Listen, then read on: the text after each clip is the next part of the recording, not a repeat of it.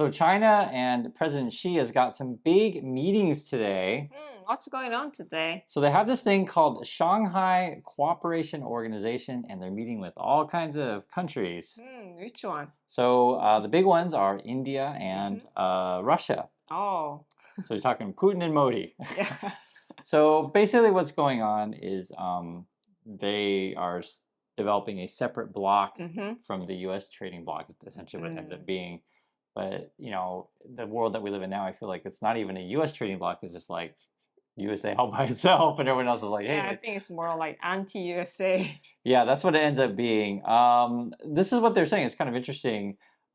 This new SCO thing, so Shanghai Cooperation Organization, they're saying they're 40% of the world's population. Yeah, because they have, China and India is Right by right there, right? And then Russia and I think Iran, and there's like maybe 26 countries, something like that. And they're just looking to expand. And this coincides also with BRICS, which is the sort of alternate currency, alternate economic thing that China has been trying to do also. This is all a challenge to the USA. Now, what's interesting about it, though, even though they're 40% of the world's population, it's only a quarter, so 25% of the economy. So without, Europe and without US, yes, they don't have as much economic power, but I think they have a lot of potential. Right. Because USA is kind of declining right now, but they're growing growing countries. Right, and that's sort of what, markets are all about, stuff like that. I would say the biggest growth out of anyone in the group, and I think they probably need to get Vietnam more involved, but would be India, because I think that the two top growers are going to be Vietnam and India. So that's a pretty interesting thing. And kind of the headlines before were just India and China are trying to be friends now. Because do you remember? They borders each other, so they not always they had a trouble there, right? Yeah, so like the kind of stuff that they'll talk about, and this goes to the kind of relationships you want with countries, right?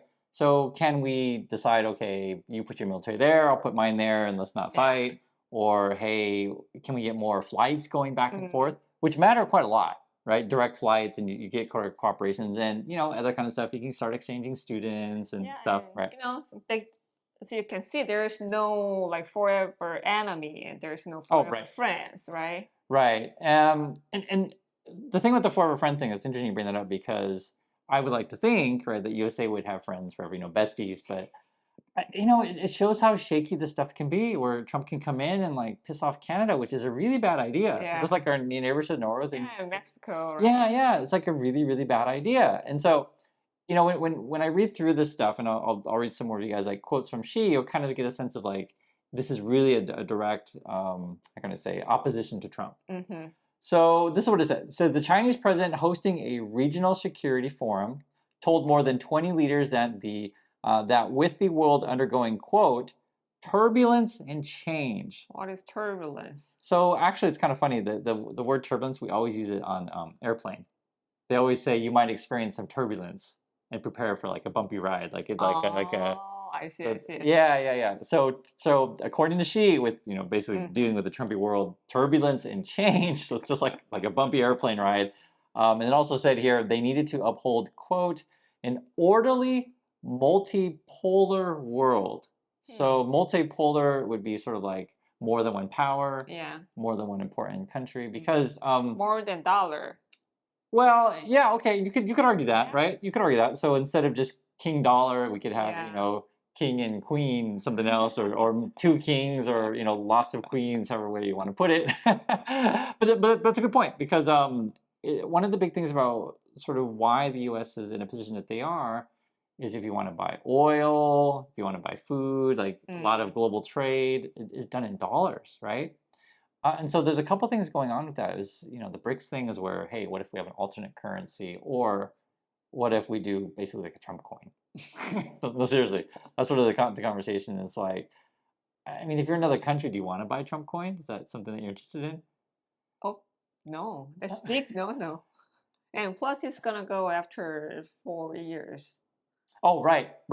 So I think many of the deals that Trump's trying to do, if I'm another country, be it here in Korea or Japan or whatever, just slow walk it for 3.5 years.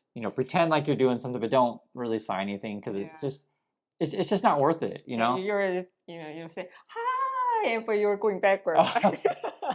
Going backwards. But you're not turning back, but you're just hi and going backwards. I hadn't thought about that. That's actually pretty funny. So Yeji just described our foreign relations in USA to other countries, and other countries are high and going backwards. That is actually makes sense. All right. This is why we do a live show. This is more what China said. This included championing free trade, okay? So basically attack on the tariffs, so meaning that we'd rather have free trade than tariffs that Trump wants. Also, quote, a more just and reasonable global governance system. And basically we're kind of saying, we don't want USA to control everything. This is all attack on USA, all this stuff. they say, if you ever listen to a Chinese speech and read the full translation in Chinese, but they write these like really, what should I say, philosophical kind of speeches, like old kind of Chinese language, and they'll use sort of metaphors. It's kind of like the you climb up the hill and go talk to the wise the wise man, and he'll tell you all that stuff. So it's very interesting, the translation of stuff. Here's some more from China. They also say, we should expand the scope of cooperation, so we can cooperate with whoever we want, expand the scope, make the most of each country's unique strengths, right? So every country is something different about it. No one just one make money, one just lose, not like that. Yeah, it's really different than Trump talk, this stuff. Here's more what he says. He says, and shoulder together the shared responsibility of promoting regional peace, stability, and prosperity. So now I do want to be fair on this stuff. Some of the stuff is obviously hypocritical. So human rights is a big problem in China, and she theoretically could broker some sort of peace deal, be it with Ukraine and Russia, because like war is not really good for pretty much all of us. It's just not good. The only argument you could say is the only one it's really good for is people who sell weapons. I mean, that's just to be frank with you guys. And the U.S. is a big weapons manufacturer. Yeah. That's just real. And so, but theoretically, if North Korea, because I think Kim Jong-un is hanging out at this thing. Oh yeah, because China gonna have like military parade soon, so Kim Jong Un's gonna be there. Yeah, I think this is like the 80th anniversary past World War II, and so she's invited all those people to, hey, try to make deals or whatever, be better friends, and then hang out for my parade. So when we go through stuff, I don't want you to think that we're like totally pro-China. I'm just telling you what they say, because I would prefer that we all have human rights, because it is a major problem in China. So don't discount that. The problem is like, which is really ironic, is that the right word? But Trumpy, he wants to turn USA into more like China. That's why he had a military parade. Yeah. And it's kind of weird, because then China's like kind of calling out USA for doing stuff. So yeah, you had the military parade, or you're basically sicking the old, like the American military on civilians in USA. So it's going that direction. And it's not, I mean, because I grew up during Cold War, and I'm American, stuff like that, and we were always taught, hey, we need to be the leader of the free world, and we need to promote peace and that kind of stuff. And there's certainly some hypocrisies with the USA, but with that said, we do have a democracy, and there are some really good people in the USA that want to help, generally want to help other countries, be it through education, aid, etc. The thing that China's doing lately, and this is really the big part here, there's a lot to talk about, but I'll read it. It says, the Chinese leader outlined plans for loans and grants and reiterated China's calls for a new regional development bank. So what is this stuff all about? Why is this probably the most important thing? So China's gonna lend money to other country, right? Yeah. And what if they don't get back? Yeah, if they don't pay it back. Yeah. So then China just takes the land. So or they're indebted forever to China, or forced to do business with it. They're not dumb. They're not gonna just give out the money. So they're gonna invest. Right. Where has the growing. So the way we say in English, I don't know how you guys would say in Korean, we'll say strings attached. Like when I give you something, there's like something in it for me. I don't just do it out of the kindness of my heart. The big investment's been actually, China's been investing a lot in Africa, and the Americans haven't been. And in fact, the Americans have been pulling out diplomats and US aid out of Africa, which is a really big mistake. It's just a really big mistake. If you want to do well in this world, you want to train your local people to learn different languages, learn different cultures, and be able to be friends with as many countries as possible. And right now, I mean, you see it happening. You guys Like, going what's that? completely opposite right now. Yeah, we're just going opposite of what you want, you know, and like we're closing our borders to foreign students, which every foreign student that I won't say every, but we'll say the vast majority, because you know I don't know whatever's going on in everyone's mind, but if let's put it this way, if you invite the best and the brightest from around the world and they come to universities and they have a positive view on the USA, Yeah. I mean, then they just move. Sometimes they just move to USA and they just become citizens, right? Sure, and they could work at Google, Facebook, or whatever. Yeah. They could develop a cure to cancer, any number of things. The other thing is they could go back to their own home country, and then they have developed friendships and partnerships with all kinds of Americans and develop business. Like the Trumpy people don't really fully understand what they're doing when you're isolating yourself, and how foolish that is, because in like today's world, like everything is connected, you know, trade and all of this. And so, you know, I think it's quite interesting that Beijing is doing these things. I used to live in China, so you know I follow this stuff closely, and Xi could be on his way out, which is kind of interesting. So I don't know what's going to happen, and I haven't heard any names on replacement. And it's funny because you know the rumors have been that Trump could be on his way out due to health reasons. So sort of, you know, we're all, I mean, kind of fingers crossed. But at the moment, Trump is still there, and it's funny because I don't think, at least you know, I don't know what Trump's doing like right this very minute. If he's sitting in the toilet tweeting, I didn't see him tweet about China or any of this stuff. At least I didn't see it. So because he tweets about everything. What's that? Yeah, they're too powerful to attack. Because he tried a couple of times, it all failed. Yeah, he hasn't that's a good point.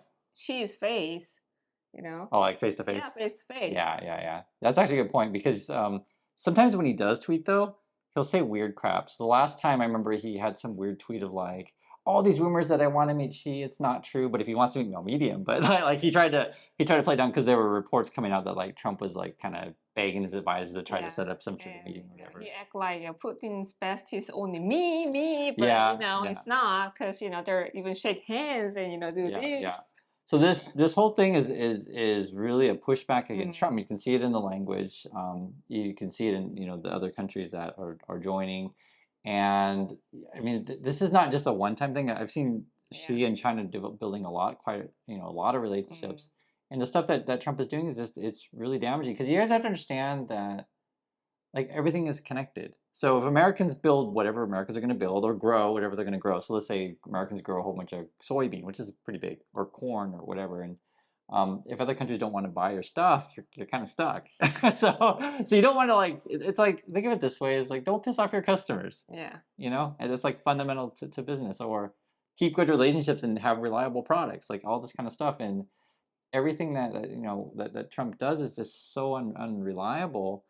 And if you go to the opposite, and you like anyone who's been paying attention to what's going on in China, their products just keep improving. So you know, what's that? You know, it's all the tariffs going on right now. He should have been working 24 hours, right? But you know, he's just going golfing all the time. You know. Yeah. And it's really different than the president here in Korea. Yeah, right? Here in Korea, you know, he worked too much. So even you know, if he's working all the time, his secretary needs to work all the time too, right? So just people, you know, just told him that you need to go to vacation, then we can take vacation.